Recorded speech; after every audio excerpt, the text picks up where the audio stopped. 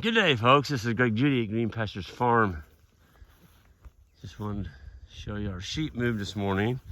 I'm doing the move by myself. The boys are helping a friend of ours load up some yearlings this morning, and so I moved the sheep and the cattle. I've already moved the mob.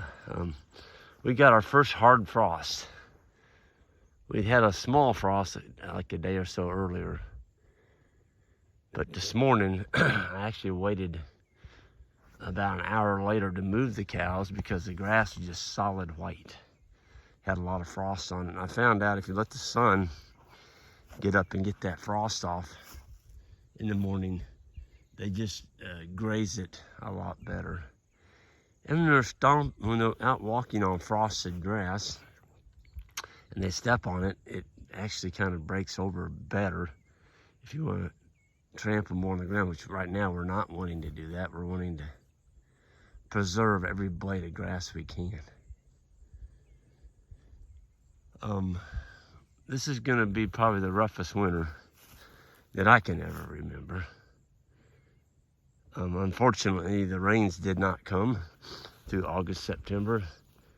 We got a half inch about 15 days ago. And it just wasn't enough to really get much going. It grew some, but not stockpile type. You can tell where the sheep are at. The graze line there. This is our sheep fence. I'm rolling it up. You can see the spacing on the post. They're about 16 feet apart. I stopped right here. I'm gonna go ahead and finish it when I get done with this video, but there is about 10,000 volts in that wire. So it'll wake you up when you touch it. The autumn olives, we're still cutting these down today. They're on a pretty good sized paddock here. We'll probably come over here tonight and clip those off over the hill there. We're just cutting them, and they'll grow back. We're actually putting some treatment on the stumps, but you can't get every single little sprout. And so, believe it or not, within a couple years, they'll be right back.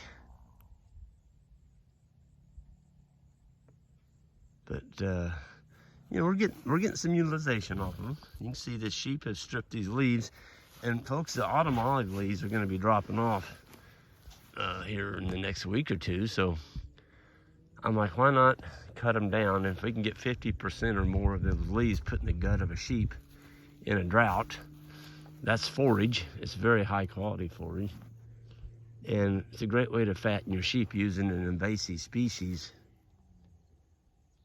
right here going into the fall. But here I am, I'm crying about our grass and how tough it is. We have grass. This will hopefully it'll get a rain in the next 60 days. If it does, it'll wash it off, and we can come back here at least 2 more times this winter. Now, I want to cover that a little bit. So on the first pass through, they're going to get the very best residual that's left. The second pass, I've learned this from Ian, my friend from Africa. Speaking of Ian Mitchell, he's a South African rancher that actually basically got me going everything that we're doing today. I owe a lot of that to Ian on changing our mindset. But Ian made the comment, he said, in a severe drought, you can actually feed the animals the litter bank. Well, what's he talking about? The litter bank. So this stuff down here, underneath the green, you can feed them that right here. That's feed, it's forage. It's cheaper than buying hay. And we've got some hay purchased, and so we're set fairly good that way. But he's saying you can actually graze this litter bank off. That's one graze. Now, when you graze the litter bank off, you just have to remember you took it from the land, you took it from the soil, and when the rains do return, you've got to put that litter bank back by trampling. Get it put back on the ground. But I would say before spring, our litter bank's gonna be harvested by our animals. Because that hard frost we got last night, I mean, it shut down the growing mechanism, and it wasn't growing anyway. We didn't have any rain, but if we do get rains now, we might get an inch of growth. I don't know, we'll see, but when it gets that cold, that's a signal to the plant that winter is approaching, and the plant needs to shut down and preserve its energy so that it can start growing again in the springtime. So, yeah, I kind of like feeding these autumn olives to the sheep. And look at that. It's better than just cutting them and putting them in a brush pile. At least we're getting some food out of them. We're growing some weight gain on our lambs and our ewes. I mean, look at that. There's not a whole lot of leaves left on that tree. They do a better job when you spread them out. The first couple of trees that we did, we cut them and we didn't stack them separate quite as much, and we didn't get as much consumption. But when you spread them out where the whole sheep flock, like on that one tree right here, there's probably 10 or 12 sheep can get around that and eat on it. If you leave them all bundled together, they can't do that. So just another mechanism for feeding animals in a drought. So yeah, that's what you got to do, is look at every food source that you have. And I can remember my old friend Marshall Colley, one of our landowners. He passed away probably 10, 12 years ago. Marshall talked about droughts, and I was crying about the drought in 2012, and he's like, "Greg, you don't know what a drought is." I'm like, "Well, yeah, I kind of think I do, Marshall. Everything's dry out here and brown, nothing's green." He goes, No, he said, "Trees aren't dying yet." I'm like, "What?" Yeah, he said, "The trees aren't dying yet."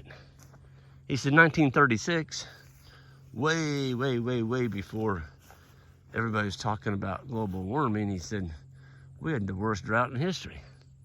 He said it was so dry that it dried up all the ponds, trees started dying. And he said the only livestock feed we had on our farm was elm trees. And he took an axe and he'd feed each cow one elm tree. He'd go out there and chop a tree down. And these were, 4-inch diameter trees. He would chop one tree down for each cow. And they'd be waiting at the gate for him every night. And he'd take his axe and he'd go feed cows. Whew. Now that's dry. That's dry. He said it was a drought in 1936.